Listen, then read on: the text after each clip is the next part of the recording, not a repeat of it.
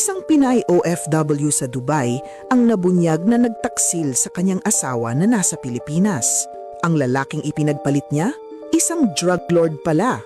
Nasangkot ang Pinay sa isang malakihang operasyon laban sa iligal na droga. Sa kalaunan, nahatulan sila ng bitay matapos mapatunayang kasabwat sa sindikato. Bakit nagawa ng Pinay na ipagpalit ang kanyang asawa? Pag-ibig ba? Pangangailangan? O panandali ang pangako ng marangyang buhay? At higit sa lahat, ano ang mga dapat malaman at bantayan upang masiguro na ang taong nakikilala mo, lalo na sa ibang bansa, ay hindi sangkot sa isang sindikato o iligal na gawain? Sa isang simpleng bayan sa Laguna, kilala si Carding bilang isang huwarang ama. Mula nang umalis ang kanyang asawang si Lena patungong Dubai, 3 taon na ang nakararaan.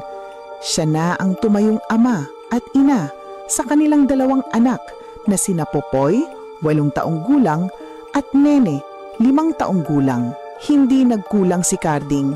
Gumigising siya ng alas 4 ng madaling araw para maghanda ng almusal, maghatid sa eskwela, at pagkatapos ay didiretso sa kanyang trabaho bilang mekaniko sa talyer. Pag-uwi, magluluto, maglalaba, at tutulungan ng mga bata sa assignment. Ang tanging pahinga niya ay ang video call kay Lena tuwing gabi. Mahal, konting tiis na lang. Laging sabi ni Carding habang ipinapakita ang mga bata sa screen. Matatapos din ang kontrata mo. Makakauwi ka na at magnenegosyo na lang tayo dito. Si Lena naman, sa kabilang linya, ay laging mukhang pagod, ngunit puno ng pag-asa. Domestic helper siya sa Dubai. Mabait ang mga amo, pero sadyang mahirap ang mawalay sa pamilya. O iyon ang akala ni Carding. Sa Dubai, ang buhay ni Lena ay nagsimulang magbago noong kanyang day off. Sa Jumeirah Beach, habang nagpapalipas ng oras kasama ang ibang mga kabayan, nakilala niya si Rashid. Si Rashid ay hindi Arabo, kundi isang banyaga mula sa ibang bansa sa gitnang silangan na matagal na sa Dubai. Makisig, mabango, at laging nakasuot ng mamamahaling relo. Nilapitan niya si Lena nang mahulog nito ang kanyang panyo. "You look lonely, beautiful," bati ni Rashid sa kanya sa wikang Ingles na may halong lambing. Doon nagsimula ang lahat. Inaya siya nitong magkape. Ang kape ay nasundan ng hapunan sa mga mamamahaling restaurant na hindi kailanman nararanasan ni Lena. Nasilaw si Lena sa loob ng 3 taon. Puro trabaho at pagpapadala ng pera lang ang alam niya. Uhaw siya sa atensyon, sa pagpapahalaga, at sa excitement. Si Carding? Mabait si Carding, oo. Pero para kay Lena, boring na ang buhay nila. Puro problema sa bahay, puro bills, puro bata. Kay Rashid, para siyang prinsesa. Hindi nagtagal, naging magkasintahan sila. Nagsimulang magsinungaling si Lena kay Carding. "Mahal, hindi ako makakatawag mamaya. Overtime ako sa amo ko." Text niya kay Carding habang siya ay nasa sasakyan ni Rashid papunta sa isang party. "Mahina ang signal dito, mahal. Bukas na lang," sabi niya habang siya ay nasa condo unit ni Rashid sa Marina. Ang padalang pera para sa mga anak ay hindi naman huminto. Pero ang oras at emosyon ni Lena ay naibuhos na niya kay Rashid. Naramdaman ni Carding ang panglalamig. Madalas, mabilis na ang mga tawag. Wala nang "I love you." Pero dahil sa tiwala, inisip na lang ni Carding na pagod lang talaga ang asawa. Lingid sa kaalaman ni Lena, si Rashid ay hindi negosyante ng import-export tulad ng pakilala nito. Siya ay miyembro ng isang malaking sindikato na nagpapakalat ng synthetic drugs sa Dubai at mga karatig bansa. Ang pagiging malapit ni Rashid kay Lena ay hindi lang dahil sa pag-ibig. Kailangan ni Rashid ng taong malinis ang record. Isang taong hindi paghihinalaan. At ang isang inosenteng Pinay domestic helper ang perpektong cover. Isang gabi, binigyan ni Rashid si Lena ng isang designer bag. Tuwang-tuwa si Lena. "Baby, may favor ako," sabi ni Rashid. "Aalis ako papuntang Oman bukas para sa business. Pwede bang iwan ko muna itong maleta ko? May mga sample perfumes kasi yan na mahal. Baka mawala sa kondo ko, may ipapagawang repair. Dahil sa tiwala at pagmamahal, pumayag si Lena. Dinala niya ang maleta sa kanyang accommodation. Hindi niya ito binuksan. Bakit niya bubuksan? Mahal siya ni Rashid. Ilang araw ang lumipas, naging madalas ang pakiusap ni Rashid.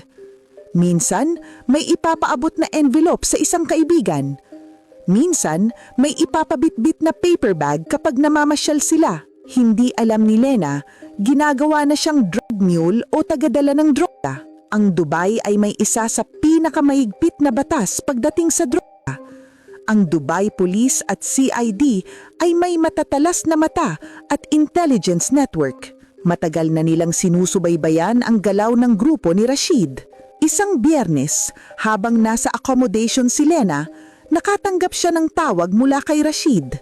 "Lena, kunin mo yung maleta. Kita tayo sa parking lot ng mall. Ngayon na." Kinabahan si Lena sa boses ni Rashid. Parang nagmamadali. Pero sumunod siya, bitbit ang maleta.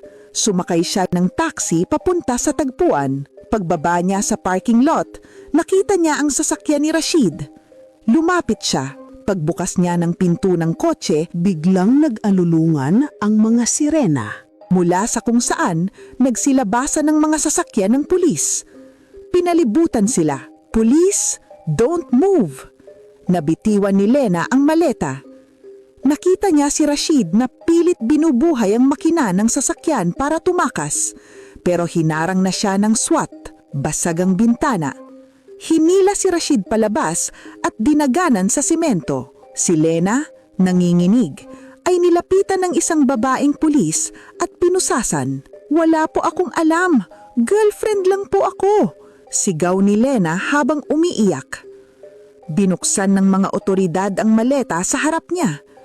Sa ilalim ng mga perfume bottles, may false bottom ang maleta. Nang hiwain ito, tumambad ang ilang kilo ng white crystalline substance, shab at heroin. Sa sasakyan ni Rashid, may nakuha ding baril at listahan ng mga transaksyon. Dinala sila sa Al-Awir Central Jail.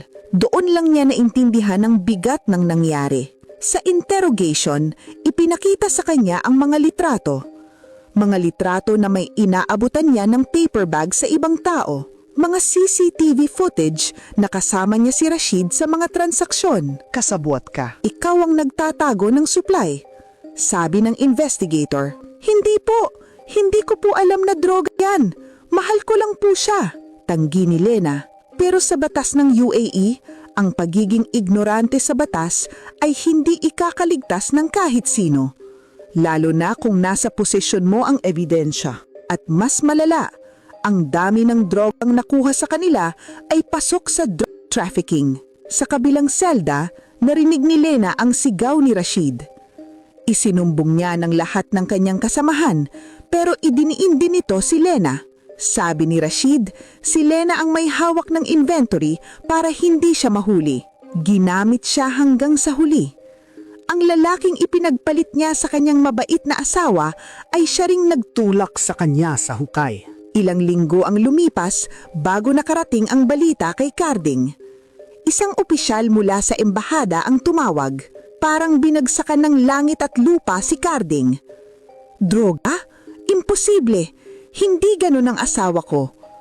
Pero nang ipadala ang mga detalye, ang relasyon kay Rashid, ang mga ebidensya, ang pagtataksil, durug na durug ang puso ni Carding. Ang asawa niyang pinagkatiwalaan na nag-aalaga daw ng matanda ay nagpapakasasa sa piling ng isang drug lord. Masakit, sobrang sakit.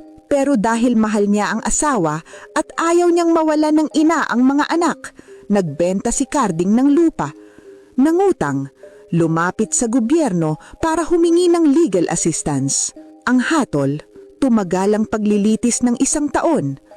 Sa bawat hearing, nakikita ni Lena ang Carding sa video call na ipinapakiusap ng abogado. Nakikita niya ang payat na pangangatawan ng asawa, ang mga matang mugto sa kakaiyak. "Patawarin mo ako, Carding. Patawarin mo ako." Iyak ni Lena. "Lumalaban kami, Lena. Iuuwi kita." Sagot lang ni Carding, bagamat basag ang boses. Wala nang sumbatan. Ang tanging nais ni Carding ay maligtas ang buhay ng ina ng kanyang mga anak. Ngunit sadyang mabigat ang ebidensya.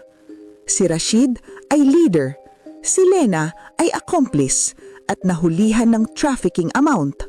Bumaba ang hatol ng judge. Para kay Rashid, death penalty. At para kay Lena, death penalty din. Sa ilalim ng batas ng UAE, ang pagtutulak ng droga ay may parusang kamatayan. Bagamat bihira itong ipataw sa mga dayuhan minsan, madalas ay life imprisonment. Pero sa kaso nila, dahil sa laki ng sindikato at dami ng droga, naging example sila ng gobyerno laban sa war on drugs. Nag-apila ang gobyerno ng Pilipinas. Nagdasal ang buong bayan sa Laguna. Pero ibinasuran ng Supreme Court. Ng Dubai ang apila. Pinal na ang desisyon. Isang araw bago ang itinakdang pagbitay, binigyan si Lena ng pagkakataong nakausap ang pamilya sa huling sandali. Sa telepono, narinig niya ang boses ni Popoy at Nene. "Mama, uwi ka na. Miss na kita," sabi ni Nene. "Ma, magaling na akong mag-basketball," sabi ni Popoy. Tinakpan ni Lena ang kanyang bibig para hindi marinig ng mga bata ang kanyang paghahagol. "Oo anak, mahal na mahal kayo ni Mama. Makinig kayo kay Papa ha. Siya ang pinakamabait na tao sa mundo." Nang ibigay ang telepono kay Carding, doon bumigay si Lena. "Carding, hindi ko deserve ang pagmamahal mo. Nagtaksil ako. Nasilaw ako. Sinira ko ang pamilya natin." Sa kabilang linya, humihikbi si Carding. "Pinatawad na kita, Lena. Bago pa man lumabas ang hatol, pinatawad na kita. Ang sakit lang kasi hindi kita maiuwing buhay. Ikaw na ang bahala sa mga bata. Huwag mong sasabihin sa kanila na masama akong tao. Sabihin mo, nagkasakit lang ako. Pangako, Lena. Pangako."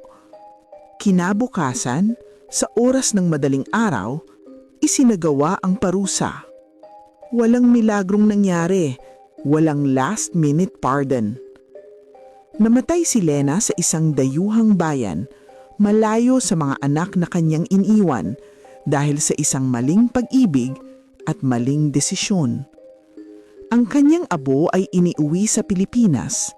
Sa Laguna, isang ama ang mag-isang nakatayo sa harap ng puntod. Walang galit sa puso kundi panghihinayang. Panghihinayang sa isang pamilya na binuo ng pangarap pero winasak ng tukso. Ang pagtataksil ay hindi lang paglabag sa pangako sa asawa kundi pagsira ng kinabukasan ng mga anak. Ang panandaliang sarap o kilig ay hindi kayang tumbasan ang habang buhay na pagsisisi. Hindi lahat ng nagpapakita ng kabutihan o karangyaan ay may mabuting hangarin. Maraming sindikato ang gumagamit ng romance scams o pakikipagrelasyon para makahanap ng tao na gagawing drug mule o kasabwat. Si Lena ay nasilaw sa pera at branded na gamit. Ang tunay na halaga ng tao ay wala sa suot na relo o bag, kundi sa dangal at integridad. Ang Dubai at iba pang bansa sa Middle East ay may napakabigat na parusa sa droga. Zero tolerance policy. Ang simpleng pagdadala ng bag na hindi iyo ay maaaring ikamatay mo. Walang redo button sa buhay. Ang isang maling desisyon ay pwedeng magdulot ng permanenteng wakas. Sapat ba ang lungkot at homesickness para ipagpalit ang pamilya? O sadyang may kakulangan sa sariling moralidad ang taong gumagawa nito? Paano mo ipapaliwanag sa iyong mga anak ang nangyari sa kanilang ina paglaki nila? Ano ang dapat mong gawin kapag may nakiusap sa iyo na magtago o magdala ng gamit na hindi iyo? Sa kwento, naging biktima rin ba si Lena ng manipulasyon? O nararapat lang sa kanya ang nangyari dahil sa kanyang pakikipagrelasyon sa kriminal? Kung nagustuhan ninyo ang ganitang mga kwento, maaari po kayong mag-comment at mag-like sa video na ito. Malaking tulong na po iyon sa amin. Maraming salamat po sa inyong suporta.